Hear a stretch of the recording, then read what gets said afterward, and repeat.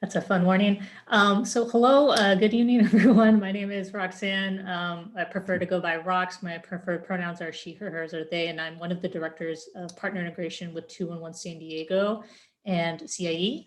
And I was invited to share a little bit about the Community Information Exchange, or CIE for short, with you all tonight, which I'm really grateful for the opportunity to get a chance to connect with you all. So for the next few minutes, I'm going to share a few slides with you and provide you with a little bit of presentation of what the Community Information Exchange is, in case that is new to anyone in the room. And then also, provided that there's enough time, I'd like to demo some parts of the technology platform that is part of the Community Information Exchange. And if there's any questions or discussion points, it'd be great if we can fit all that into the next half hour-ish. So without any further ado, I'm going to share my screen. And let me make sure I'm sharing the right screen. Can you all see a PowerPoint slide that says Community Information Exchange? And there's kind of a map in the top left corner image. Yes, okay, perfect. Yes. Thank you. All right, just always try to confirm that right away before going into my talking points. So as I mentioned, my name is Roxanne, or Rox Suarez. I'm with 211 San Diego and CIE. And what is a Community Information Exchange? Many times people in the service provider community have heard about CIE, the Community Information Exchange, a number of ways. Often it's thought of as a technology platform, which is certainly a part of what it is. But I always really want to highlight that the CIE is first and foremost a network of partners. And so what that means is and we use the word ecosystem intentionally in this definition, because as it being a network of partners and a network of growing partners, the CIE is constantly evolving, both from a technology standpoint, but also from a strategic initiative standpoint. And so in the course of the last 2 years, we've seen the CIE double in size, and we're up to about 103 participating partners. And each partner may engage and participate in the network a little bit differently. So we have many individuals that work for our partner agencies who log into the shared platform that I'll be demoing for you. And they use it as a tool to do some care coordination. So being able to look up information about our shared clients, use it to make referrals, use it to screen clients or patients, which I'll share more about in a little bit. But then also, if we take a step back and we think about it from a partner network initiative standpoint, we have several projects in which there's a very targeted focus on specific outcomes with specific pools of clients or patients, where we're looking to see improved health outcomes as a result of these joint efforts across multidisciplinary partners. And so that includes, our FQHCs, our clinic providers, some of our hospital systems, such as Sharp Healthcare, for example, and then many of the service providers that are in the housing space, as well as other types of social supports. And we really look to have the CIE really be representative of the different types of service providers who are doing great work here in San Diego County. Now, I mentioned that there's this technology platform component, and that some of the ways in which we think of care coordination is to be able to make electronic referrals from one organization to another on behalf of a client, to be able to check in and see the outcomes, whether the clients are actually resulting in program enrollments, and also if other indicators around their wellness, and essentially whether or not they're moving from a more critical crisis state to a more stable state. We're looking to use the platform to really measure many of those things and to serve as a tool for us to be able to move clients along a continuum of care. Now, I want to stress that the CIE is an opt-in model. And so I've talked about the sharing of information of clients, but I want to stress that that's only for clients who have signed an authorization form or given a verbal consent to have their information shared with various service providers. And the key purpose of sharing that information is for the sake of care coordination. So there is a very robust set of inclusion criteria for what kinds of providers can join the CIE. And we're very intentional about curating the CIE network and to make sure that everyone essentially is aware of the different tenets of CIE of care coordination, and that they're able to use this information responsibly, securely, to only access the information appropriately, all for the sake of care coordination. Now, of those that have opted in, what do we know about them? I want to highlight that right now we have about 138,576 individuals who have opted into CIE within San Diego County. I say roughly because although we have some pretty great measures in place to deduplicate records, to know that those are unique individuals, at any point in time, somebody could be opting in, or they also have the option to revoke their consent at any point in time. And so that number can always, well, it always is shifting from a real-time standpoint. So roughly we have about 138,000 individuals consented in. And then once they're consented in, I like to refer to that's when the magic happens. That's when providers are able to log into the system, make referrals to one another, use the tools available to do screenings. For example, there's a CalFresh pre-screening available within the CIE. There's a homeless prevention screening tool that was specifically designed for a group of homeless service providers who are looking at providing payment assistance to individuals that were on the brink or at very high risk for homelessness. And so we developed a screening tool specifically for that initiative, and that has been used within the last roughly about a year and a half. And then in addition to the screenings that are currently available, we do have the capability and have it on our project timeline to create more and make more available screenings, especially validated screenings to our partner users. So I believe what's in the pipeline, it has to do with family stabilization, that there are some financial stability screenings in the pipeline, and there probably is a whole other set that I can't recall right off the top of my head right now. But as I mentioned, the network of who's participating in the CIE is evolving, and so is the technology platform. So those are always undergoing new iterations and enhancements to meet the needs of our service providers that ultimately is meant to meet the needs of our clients. And that could be clients, patients, constituents, members. We have a lot of different words that we use to refer to those that we serve and support as a network. And so forgive me if I didn't use a particular phrase, but we are, as a CIE, intentional in being a very inclusive network. I'll just pause and speak to a little bit of what you're seeing on the screen here is a snapshot of one of our CIE client profile reports. So really what this shows is this is from the last calendar year of the clients that have consented into CIE.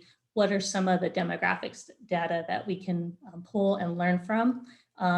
We do a number of different reports to understand both what the CIE utilization has been from the partner standpoint. We also look to see from a client lens, what are the needs that are presented in the community.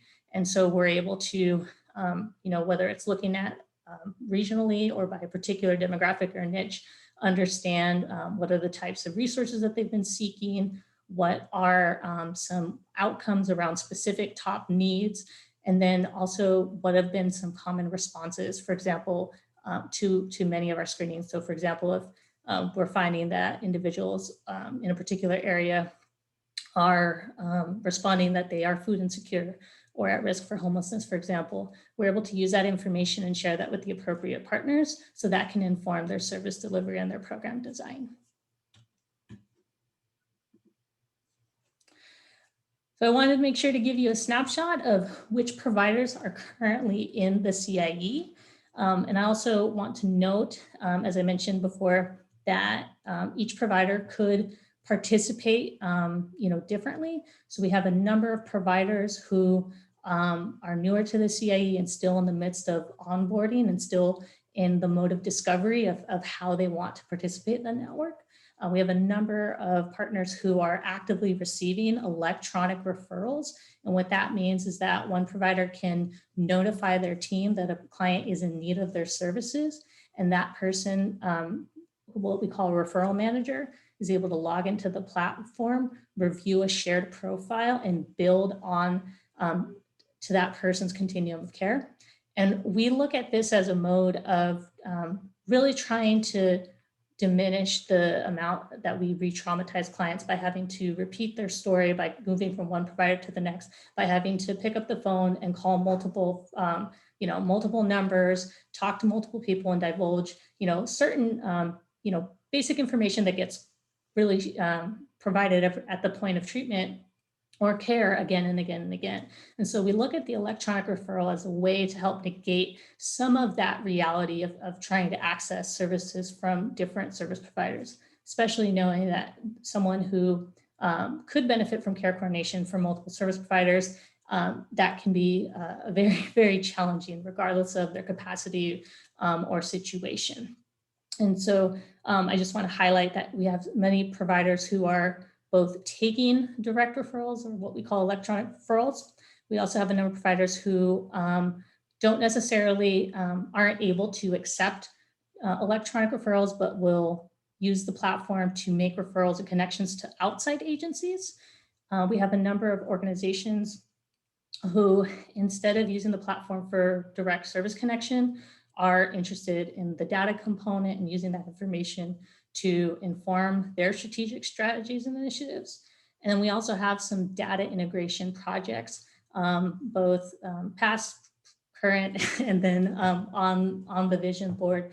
And the data integration is really meant to help facilitate and support the care coordination component. So for service providers on the call, I'm sure you're familiar with duplicate systems, and when you're working with clients, having to kind of enter things in multiple places, and tools are in different platforms, and that can be very cumbersome and can a lot of times kind of take away from your ability to be present and engage. You're spending more time in multiple systems and doing data entry than sometimes you prefer to spend that otherwise. And so the data integration is thankfully a piece that we're able to undergo with some of our providers to really assist that. And especially I would call out the data integration between the Homeless Management Information Systems, HMIS, and CIE.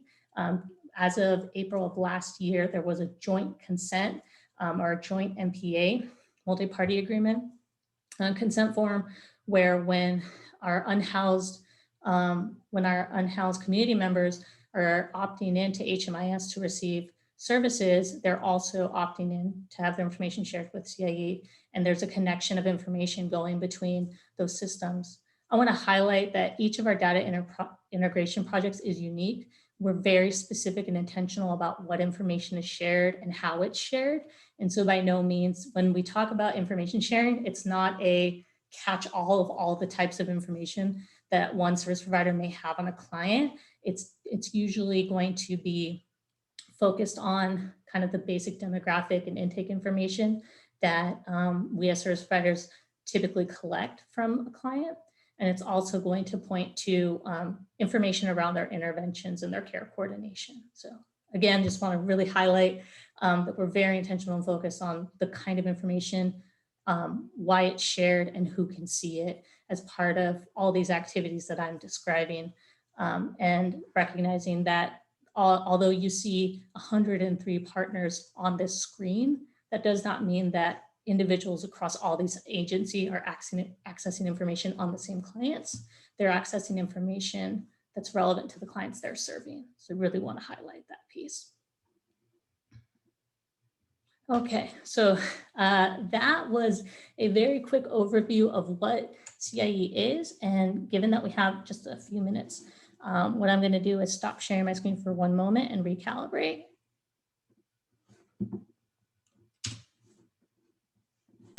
While you're doing that, Roxanne, can I ask what a validated screening is? Sure. Usually what it means is it's either academically validated or it's widely utilized within the healthcare space. So by that, we're referring to something like the Prepare tool, or in the near future, we're likely to have the ACEs tool available. And I'll have to Google what that acronym stands for again, but essentially, as I understand it, it's a screening tool that you're looking to find. It's kind of has like a point score to see if experiences in a child, in a person's early life, it kind of has repercussions as to the likelihood of needing different supports. So one moment here. Yeah, ACE I think stands for adverse childhood experiences. I'm familiar with the original study that was done on that. I've looked into like, anyways, it's just exciting to hear that y'all are implementing that.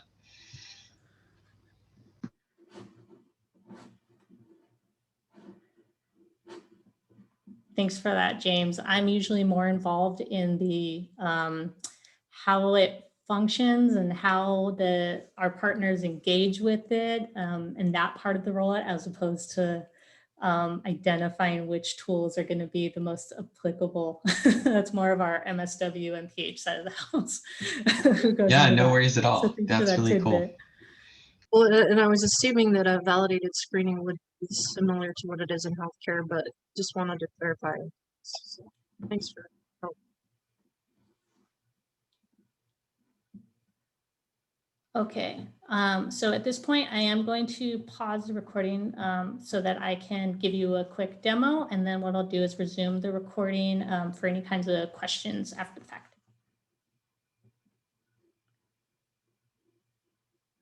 Or I may not be able to. Oh, here we go. Zoom. And I have time for a few questions. If there's any comments, questions, I love a good discussion.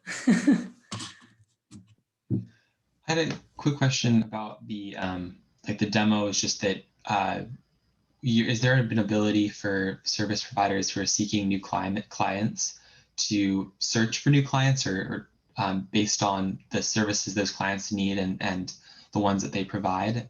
Sorry if you already covered that.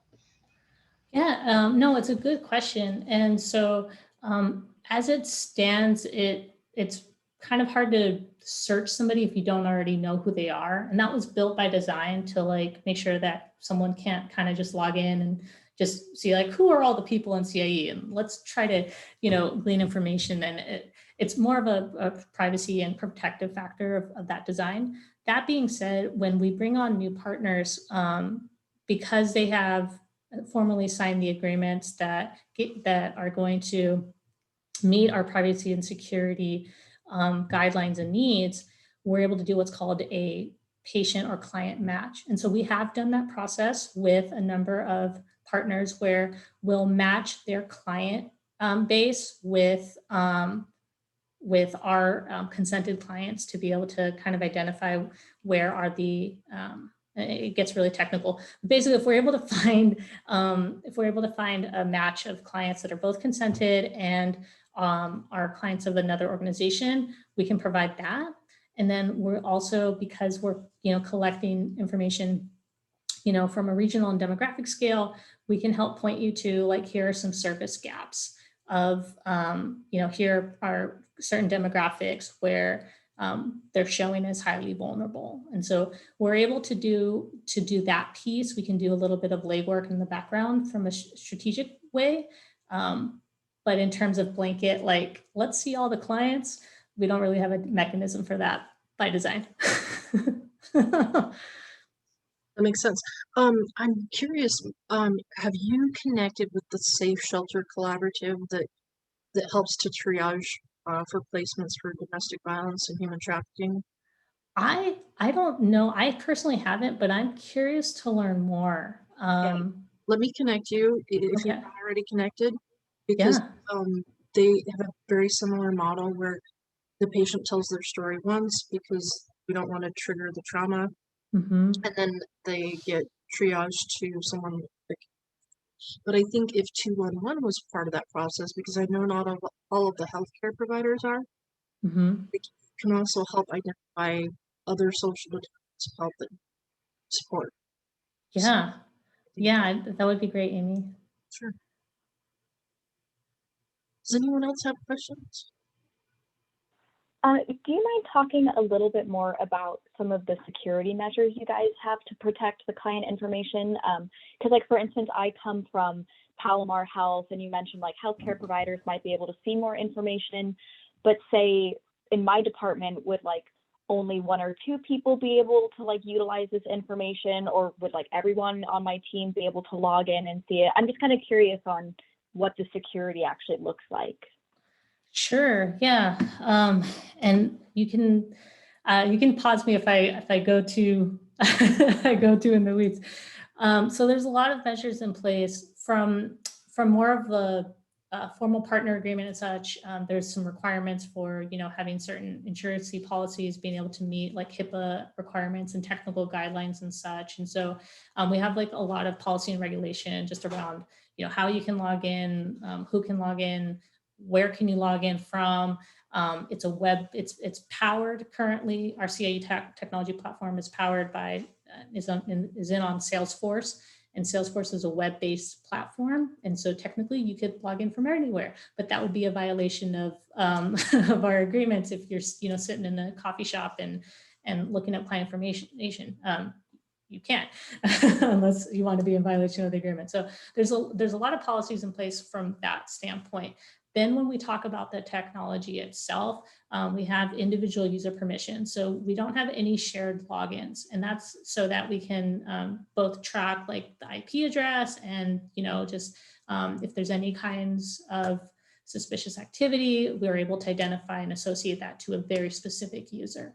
And each user can have a different role-based permission. So for example, if you had a team of 10, and if you're managing that team, you as a manager would identify who on my team of those 10 gets access. And then of those, let's say it's just 2, they each get their own type of permission level. So let's say one person is an admin who is simply adding people into the system, or like looking at basic contact information to schedule an outreach appointment. They wouldn't necessarily need to see any kind of clinical data, for example. But if you have somebody who is in a clinical role, well, then we can give them the right permission to see, the BMIs if they are in a diabetes prevention program, for example. So, we get pretty specific with our role-based permissions, and that's part of the security measure. Thank you. That was super helpful. And I know that when we did this like initially a couple of years ago, there was some concern from service providers that people who've experienced human trafficking obviously have privacy concerns. But there's as far as the service providers, there are levels of privacy and security that help protect patients there too, right? Yeah, and this does come up. I think especially because although it's an opt-in model, you're essentially opting in for potentially the whole network to see your information. And so that has been, I think, a challenge, and we are looking at creating an even additional level of basically a permission that is like even like more minimum based. And so that is something that we've been exploring. But in terms of the conversations that I've been a part of, I think that sometimes and it's completely understandable, there's a desire to be able to say who gets to see my information. And we're not in a place to be able to like siphon off certain providers or certain individual users. It's kind of like once you're in, based on your permission level, you can see what you can see, and it's not necessarily like tied to a who. Along that though, it's an evolving network and technology platform, and we're constantly striving to make sure that technology fits and supports the work that we're trying to do. And I'll also say that in terms of that particular area of sensitivity, although it's not the same, I wouldn't say it's unique to survivors of trafficking. I think it also applies to our DV population, to persons with different citizenship. There's an array of a special sensitivity, and that is something that we're very much aware of and are trying to kind of figure out with our service providers as to how to approach that. But it's definitely on the vision board. Great. No, there's been a lot of new things since we, discussed this a couple of years ago. So I can appreciate that it's always emerging what you can do. So thank you so much for having me. This was Joy, and I will make sure to follow up with my slides so that they can be shared out in a minute. Feel free to share out my contact information. I will place it here just in case if anybody wants to follow up. And Amy, I might just pop in for the future meetings to see other presentations if that's okay. You're always welcome. That's Actually, great to know. I will send you a web link where you can sign up for our email list, and you're welcome to share that with your colleagues, anyone that's interested in what we're doing. We'd be happy to. Thank you so much, everyone. Have a good evening. Thank you, Rox. And I know Rox has to leave, but if you all could hang out for just a minute. If you haven't yet, please sign that attendance. I think most of you have, but I also have a thank you note for Roxanne. So please sign that. I just dropped that link in the chat link. So please take a minute so that she knows that we appreciate her time, and especially because she was able to